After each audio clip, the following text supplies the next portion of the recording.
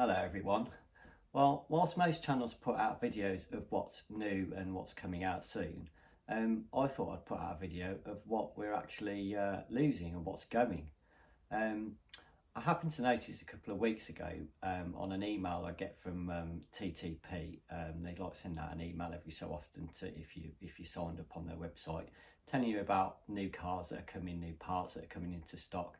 But right down the bottom, they also tell you things that have been withdrawn and discontinued. And on that list was the Mad Bull. I'll just put that list up now.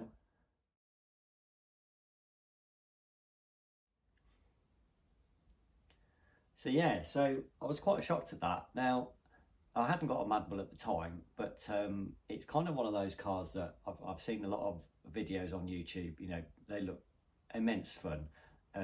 You know, they're cheap as chips. So I thought I'd better get myself one before they disappear. It is a bit of a kind of, well, mad, as its name says. It's basically based on like a DT01 chassis, which first came out on the Rookie Rabbit in 1991. I'll just put a picture of that up.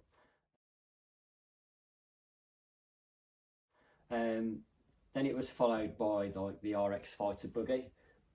Now I've got one of the memorial fighter buggies. I think it's 25 years. So I've got that to build. So that's pretty cool.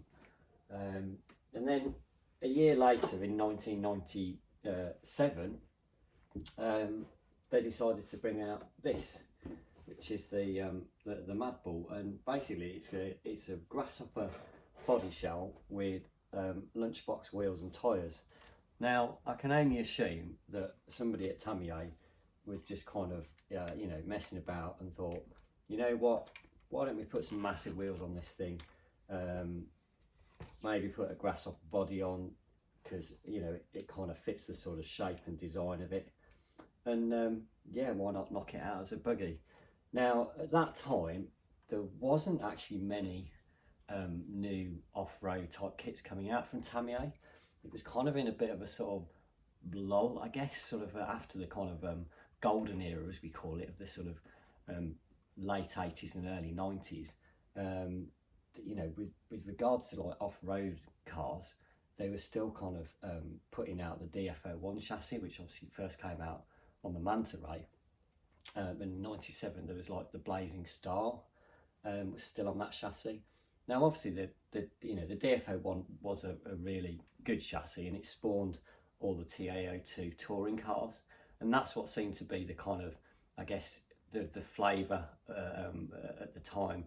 A lot of people getting into touring car races, and that's what Tamiya seemed to be sort of putting out a lot of on the TA chassis, and also like they started doing the FF chassis, the front wheel drive ones.